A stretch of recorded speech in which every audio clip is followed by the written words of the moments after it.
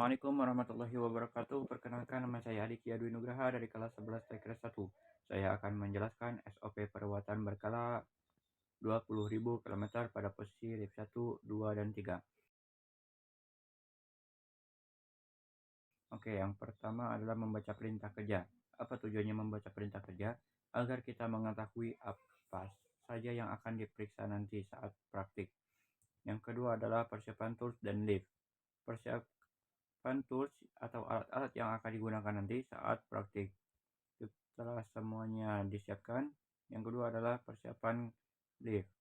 Nyalakan terlebih dahulu lift. Setelah dinyalakan, posisikan kendaraan dengan lengan car lift yang tepat. Setelah persiapan car lift, selanjutnya adalah pemeriksaan lampu-lampu. Untuk pemeriksaan lampu-lampu, posisikan kunci kontak pada posisi off.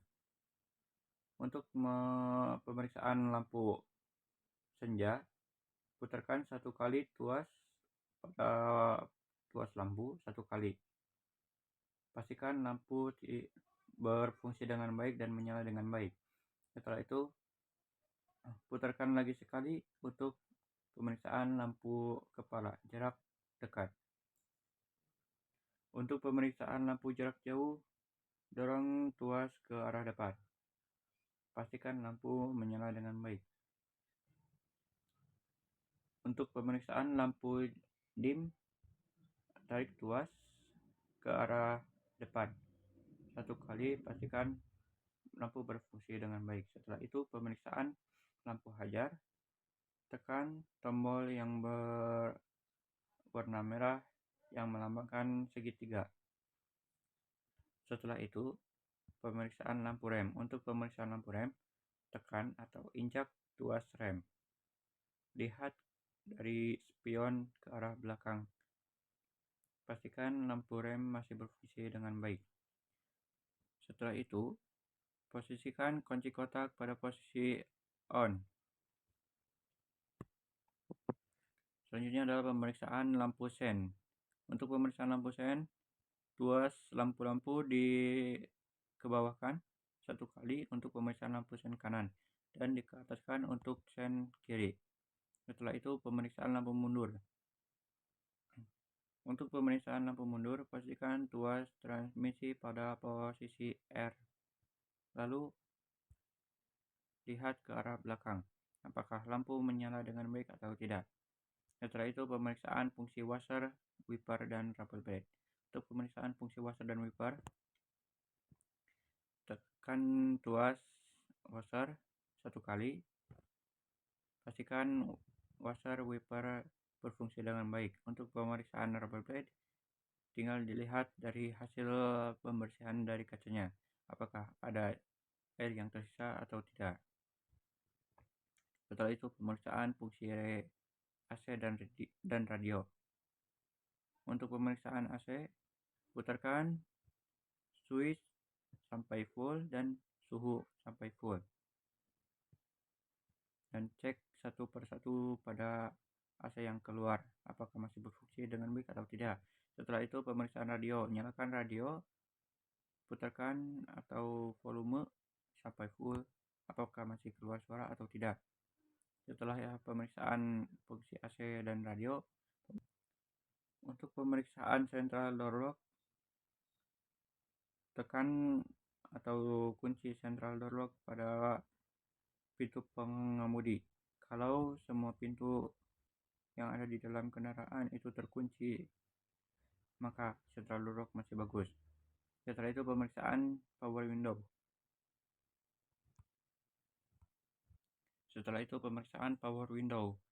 Untuk pemeriksaan power window dapat dicek dari pintu pengemudi satu persatu. Pastikan power window berfungsi dengan baik dari setiap pintunya. Setelah itu, pemeriksaan lampu kabin. Untuk posisi lampu kabin, untuk tuas di tengah itu posisi off, tuas ke kanan itu posisi on, dan ke kiri itu pada posisi door. Pastikan setiap posisinya berfungsi dengan baik. Setelah itu, pemeriksaan fungsi rem parkir. Yang pertama adalah angkat atau turunkan tuas rem parkir, lalu angkat kembali, pastikan tuas berbunyi 4-7 klik. Kalau lebih berarti itu harus ada penggantian. Setelah pemeriksaan rem parkir adalah pemeriksaan fungsi steering wheel dan klakson. Untuk pemeriksaan steering wheel dan klakson, nyalakan mesin. Setelah dinyalakan, putarkan steering ke kanan sampai mentok. Setelah mentok, tekan klakson, dan sebaliknya, putarkan steering ke arah kiri sampai mentok. Setelah mentok, tekan klakson. Pastikan kembali ke semula.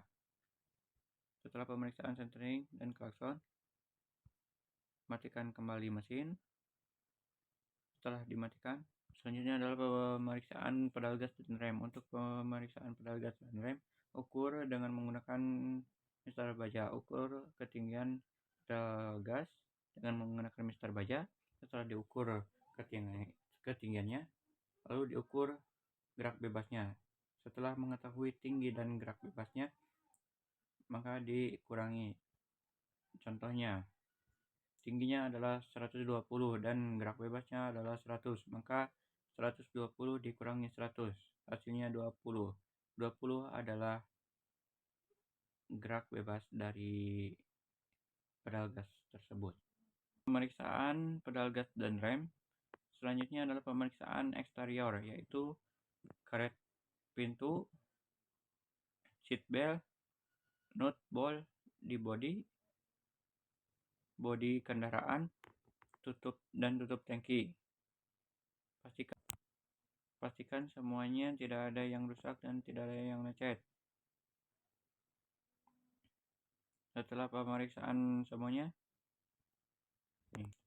pemeriksaan eksterior, pemeriksaan fluida di dalam kap mesin. Sebelum melakukan pemeriksaan di dalam kap mesin, pasangkan terlebih dahulu fender cover. Tujuannya untuk apa? Agar kendaraan tidak kotor saat melakukan pemeriksaan pada fluida di dalam kap mesin. Setelah pemasangan fender cover, pemeriksaan kualitas dan kuantitas minyak rem, oli mesin, air aki, air radiator, dan air washer. Setelah itu pemeriksaan atau membersihkan saringan udara dengan menggunakan air gun. Setelah pemeriksaan atau membersihkan saringan udara, selanjutnya adalah pemeriksaan drift belt dengan cara visual atau dapat diraba. Pastikan drift belt tidak ada kerusakan seperti belah atau kendor. Setelah itu, tutup kembali kap mesin. Pemeriksaan kondisi ban velg spare tire atau ban cadangan. Pastikan kondisi ban masih baik dan kondisi velg tidak ada kerusakan.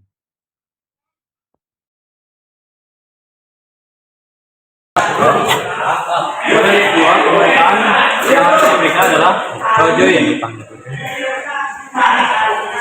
Untuk pemeriksaan join, kita mekanik di bawah melihat ada di belakang ban. Di belakang ban di sini. Lalu pengecekan apakah joinnya aman, ada kebocoran atau tidak. Bajunya di sini join masih aman.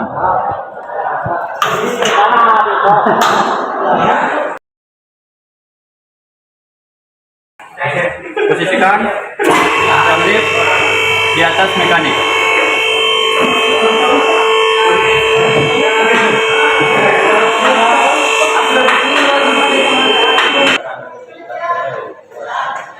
Setelah kendaraan sudah di atas mekanik, pastikan kembali pada kendaraan. Yang agak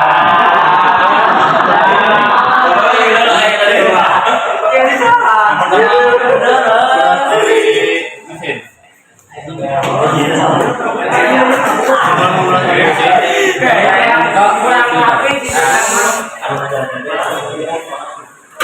mengurangi energi, gunakan bisa menggunakan alat pengiring dengan ukuran 17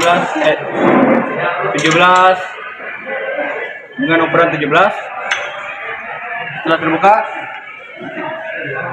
untuk membuka oil kita dapat menggunakan alat oil filter dengan kunci stop.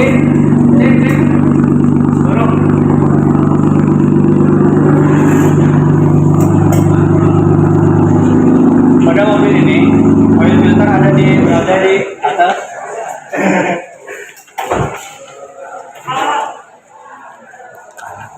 Setelah terbuka, maka pemeriksaan selanjutnya. Untuk selanjutnya adalah pemeriksaan oli transmisi. Untuk mobil ini jenisnya adalah jenis RWD atau penggerak belakang. Untuk oli mesinnya ada di ini untuk memasukkan oli mesin. Lalu di sini ada saluran untuk mengeluarkan oli mesin. Selanjutnya adalah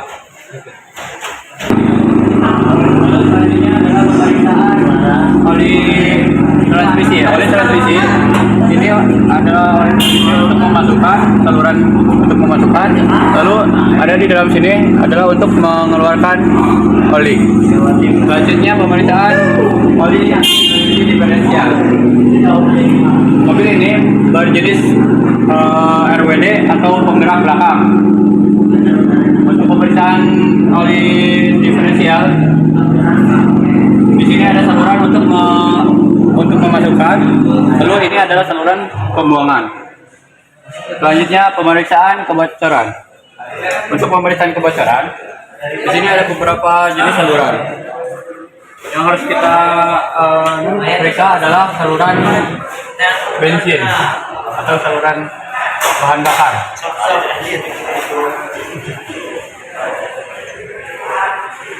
Saluran ini masih baik, tidak ada kebocoran. Selanjutnya pemeriksaan exhaust dan mounting. Di sini ada 4 mounting, 1, 2, 3, 4. Masih kuat. Pemeriksaan kebocoran. Exhaust masih aman. Lalu selanjutnya pemeriksaan. Selanjutnya adalah pemeriksaan baut pada bawah kendaraan. Ini adalah baut lower arm. Masih kencang. Baut kaliper masih kencang. Tirut masih kencang. Stabilizer masih kencang. Cross member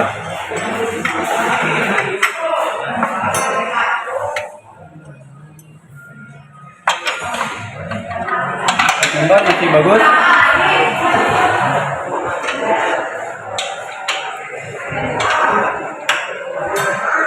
Di belakang arah.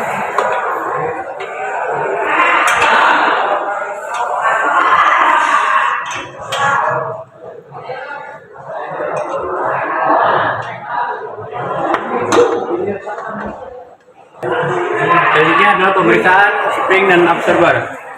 Ini adalah absorber, tidak ada kebocoran. Absorber masih aman. Lalu pemeriksaan spring.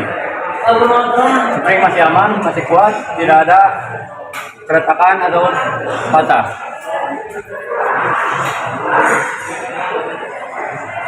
Ya, menutup layar ban. Aktifkan terlebih dahulu. Lalu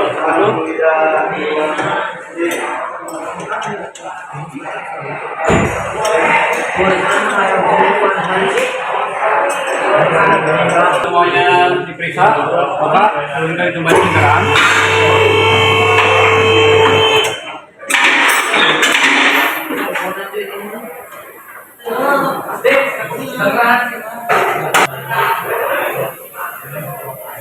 Oke,